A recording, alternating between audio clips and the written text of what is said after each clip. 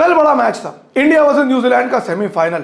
जितना नर्वस था भाई साहब मैं कल, उतना नर्वस तो पहली बार कॉन्डम खरीदते समय भी नहीं था। वर्जिन के 14 लॉन्डो का हाथ घूंघट खोलते समय इतना नहीं कांपता होगा जितना कल मेरा टीवी खोलते समय कांप रहा था। क्या है ना, कहीं इस प्यार में धोखा खाया हुआ इंसान फिर भी आसानी से कहीं और भरोसा कर लेता है, लेकिन इतने सेमीफाइनल में मार खाया हुआ ये फैन जल्दी किसी सेमीफाइनल में भरोसा नहीं कर पाता। लेकिन अंदर से कहीं ना कहीं पता था कि इस बार दिल नहीं टूटेगा, क्योंकि इस बार दिल सीधा चकनाचूर होगा। लेकिन कुदरत का निजाम देखो भाई साहब, दिल चकनाचूर हुआ भी इस बार तो केन विलियमसन का, और इस बार तो साला मुझे बुरा भी नहीं लगा उसके लिए। जब देखो फालतू में हंसता रहता है यहाँ पागलों की तरह। लेकिन ऑनेस्टली गाइस, पिछले 1.5 महीने में जितनी मेरी मेंटल हेल्थ की रिकवरी हुई है, उतनी तो पिछले कुछ सालों में मालिया साहब के लोन की रिकवरी नहीं हुई है। बड़े आए थे ट्रेंट बोल्ट के 14, क्रिकेट में फुटबॉल का स्कोर कर देंगे, अब उनके खुद के नट बोल्ट नहीं मिल रहे कहीं पर। मार्वल के 14 से मैं ये कहना चाहूंगा, फालतू में सुपर हीरोज के नाम पर captain America, Hulk, iron man, इनके बारे में बात करना बंद कर दे। रोहित, गिल, कोहली, अय्यर, शामी, असली एवेंजर्स असेंबल तो इंडिया के अंदर हो रहे हैं। कल था इंडिया का all important semifinal clash against New Zealand in Mumbai Wankhede stadium, और वो मैच इंडिया के फेवर में चला गया। India is now in the finals and we are just 1 match away from glory. क्या क्या फैक्टर्स थे कल के मैच में, वो सारे के सारे डिस्कस करेंगे, बिकॉज आई एम जैन और अब हमें मजा आ रहा है। Guys I am happy to report, दिल एकदम सही सलामत अपनी जगह पर है, चेहरे पर एक नया ग्लो आ रहा है, और ये ग्लो कोई फेयर एंड लवली बेसन हल्दी का लेप लगाने से नहीं आ रहा है, ये ग्लो आ रहा है न्यूजीलैंड को फैंटी लगाने से। 2019 वर्ल्ड कप सेमीफाइनल का रिपीट टेलीकास्ट था, लेकिन इस बार इंडिया ने बदला ले लिया फाइनल्स में आकर। एक स्टार स्टडेड इवेंट हुआ मुंबई के वानखेड़े स्टेडियम में, जहां भैया बहुत सारे लोग आए। डेविड बेकहम वहां पर थे, रजनीकांत वहां पर थे, सारा तेंदुलकर वहां पर थी, रणबीर कपूर वहां पर थे, लेकिन मेरा दिल दिमाग सिर्फ मोटा भाई के लड़के को खोज रहा था। जैसे ही वो दिख गया मैंने कहा अब थोड़ा सा बेटर पॉजिटिव फील हो रहा है। टीम इंडिया के नेसेयर्स यानी कि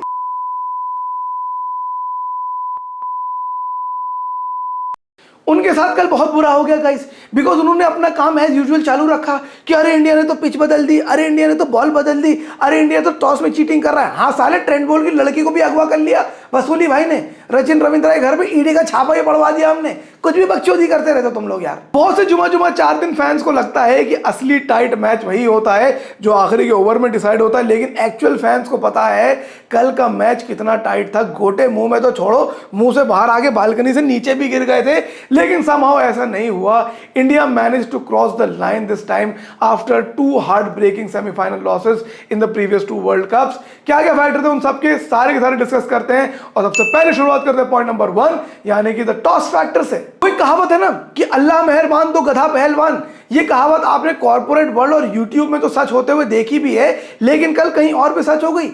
पिछले कई सालों से अल्लाह गधों पे मेहरबान थे, कल फाइनली शेरों पर भी मेहरबान हो गए। रोहित शर्मा अपने प्रेस कॉन्फ्रेंसेस में टॉस को काफी ज्यादा अंडर प्ले कर रहे थे।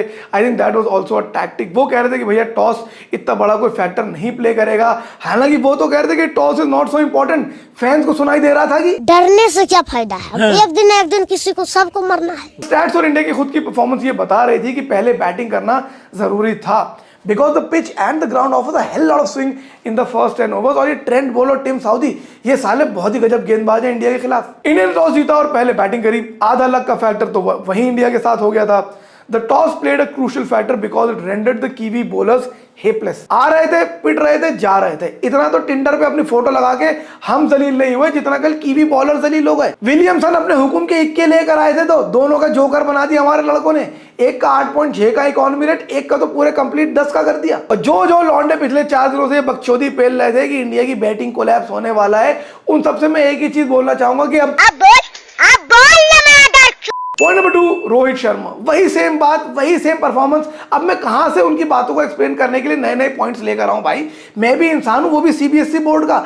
1 मार्क्स के क्वेश्चन पर 10 मार्क्स का आंसर कैसे लिख दूं, वो भी अलग अलग लैंग्वेज में। And I say this so because as usual Rohit came all guns blazing. Rohit का अप्रोच वही है भाई साहब, that he goes so strong that the bowlers eventually don't know where to bowl at him and captains don't understand who to bowl at him. उनका तो कल वही चिंता, अरे ट्रेंट बोल, अरे आप तो बहुत बढ़िया गेंदबाज हैं, आपको तो बड़ा अच्छा रिकॉर्ड है इंडिया के खिलाफ, बहुत से इंडियन बैट्समैन डरते होंगे आपसे, हम आप पे रखते हैं। इधर इतनी हवाबाजी बना रखी थी न्यूजीलैंड के फास्ट बॉलर्स ने मैच से पहले। आप दिखाएंगे, आप ये करेंगे, आप वो करेंगे, ये करेंगे, वो करेंगे।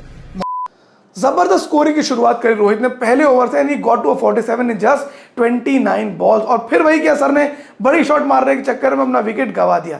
विकेट जाए तो जाए पर स्ट्राइक रेट ना जाए, but that is okay because that is the template the team has set and that is Rohit's job in the first 10 overs to take the game away from the opposition. वो इतना तगड़ा एक platform set करके देते हैं कि वहां से इंडिया को बहुत ईजी हो जाता है स्कोर करना, and that is exactly what it did yesterday. लेकिन we must talk about Shubman Gill as well. Shubman Gill ने कल 75 रन बना और ऑफ कोर्स उनका ससुराल ग्राउंड था, आए हुए थे यार सामने से लोग, तो इंसान परफॉर्म तो करता है ना भाई, इज्जत की बात थी।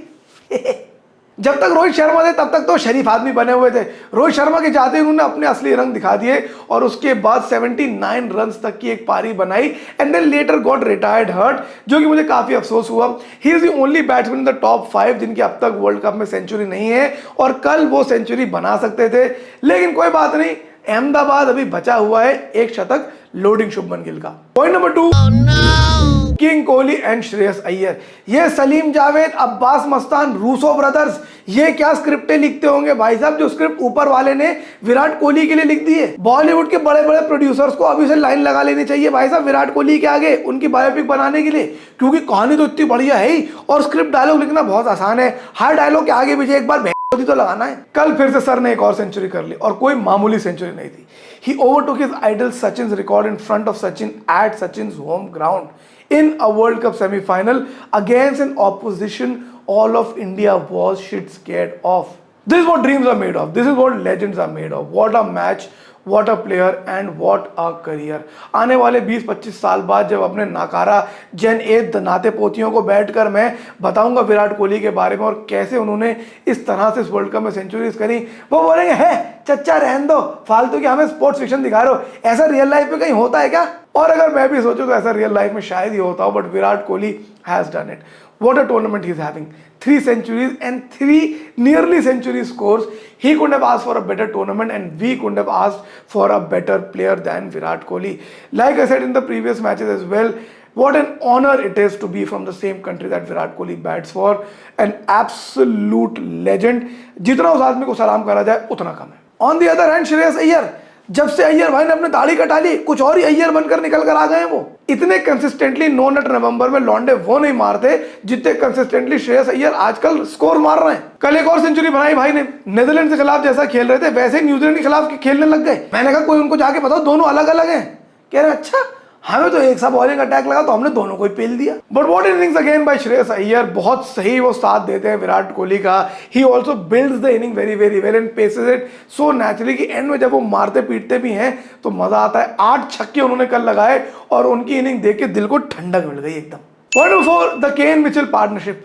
भैया जब लाइफ में पहली बार डायरी में नोट आया था तब इतनी नहीं फटी थी, जब 10th का रिजल्ट आया था तब इतनी नहीं फटी थी, पापा ने एक बार बैग में सिगरेट की डिब्बी ढूंढ ली थी तब इतनी नहीं फटी थी, एक बार विदेश में फ्लाइट छूट चुकी है मेरी तब इतनी नहीं फटी थी, एक बार मॉल में एक्स ने बीवी को हाय बोल दिया था तब इतनी नहीं फटी थी जितनी कल मेरी फट गई थी इन दोनों की बैटिंग देखकर। टोने टोट के शुरू कर दिए थे मैंने भाई साहब, पूजा पाठ शुरू कर दिया था, नमाजें मैंने मान ली थी, मेरा तो बस वही हिसाब था कि I was this close to telling भगवान की इसको आउट करा दो, सोफी चौधरी की वीडियो देखना बंद कर दूंगा। अरे मारे ही जा रहे थे, मैंने कहा बस करो भाई बस करो, बस लिमिट होती किसी चीज की।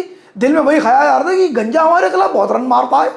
एक ये साला जॉनी सिम्स का डुप्लीकेट, दूसरा ये साला स्माइलिंग असैसिन। इन्होंने जो पार्टनरशिप बनाई भैया वो काबिले तारीफ भी थी और काबिले फटना भी थी। करीब 200 रन बना दिए इन्होंने और गोटों का तो मेरे भैया लाइक आई सेड मुंह से बाहर आके बालकनी से नीचे भी गिर गए। एक समय में तो ऐसा लग रहा था कि भैया दिल टूटने वाला है, यहाँ पर खेल खत्म। एंड ऑनेस्टली बता रहा हूँ अगर ऐसा हो जाता तो शायद मैं दोबारा उठ के क्रिकेट ना देख पाता। कुछ लोगों के लिए क्रिकेट सिर्फ कंटेंट होगा, ट्रेंड होगा, एक्सपोर्ट होगा, लेकिन मेरे लिए ऐसा नहीं है।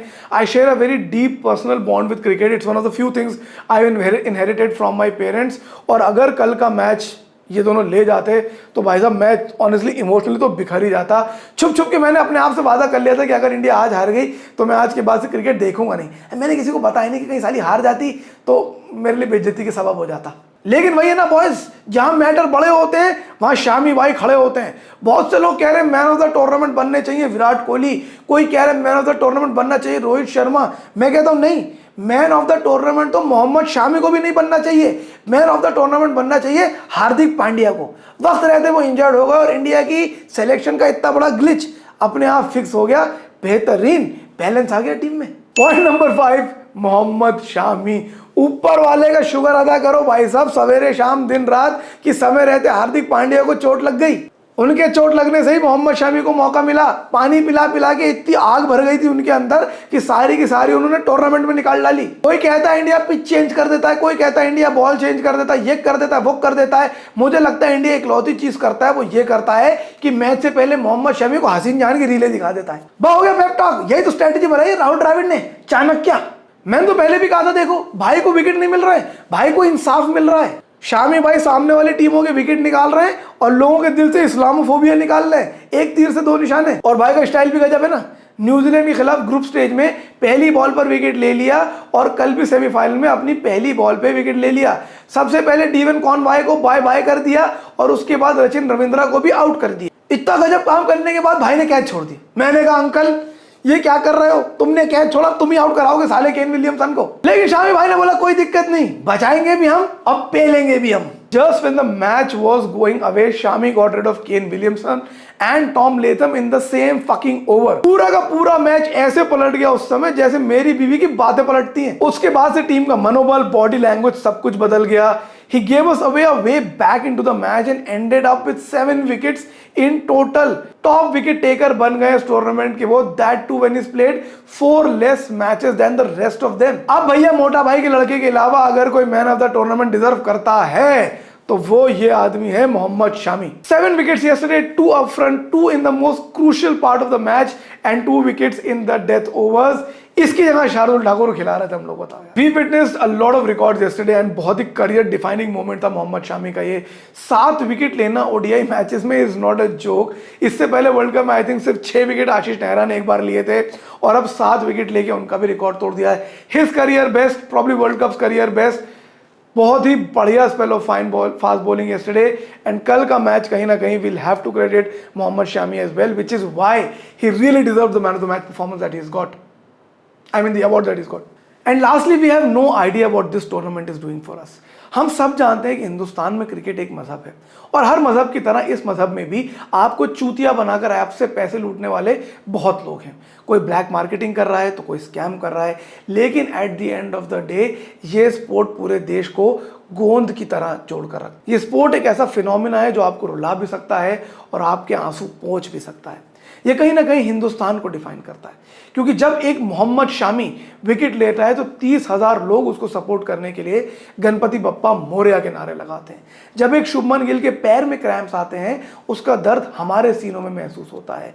क्या कनेक्शन है हमारा विराट कोहली से, हम कैसे जानते हैं उसे, कितनी बार मिले हैं उससे, लेकिन तब भी जब वो कुछ अचीव करता है ऐसा क्यों लगता है कि हमने कुछ अचीव किया है। होगा लोगों के लिए एक स्पोर्ट यार, कुछ लोगों के लिए कंटेंट होगा, कुछ लोगों के लिए ट्रेंड होगा, कुछ लोगों के लिए कुछ होगा। मेरे लिए स्पोर्ट में हिंदुस्तान की खुशबू आती है। हमारे बाप हमको बहुत ज़मीन जायदाद, कोई पैसा, बैंक बैलेंस ये सब नहीं छोड़ कर गए, बस हमको एक कॉन्शियस दे गए, एक सेंस ऑफ ह्यूमर दे गए और इस वतन की तरफ और इस खेल की तरफ मोहब्बत देकर गए। I am so thankful that as a young child I got to watch cricket with my father and learn the sport from him, because that has defined how I have seen India and the sport for the next as many years as I would live. एक match दूर है हम, बस एक match दूर है ecstasy से, and dare आई से इट, इंशाल्लाह this is coming home. Like, comment, share, subscribe.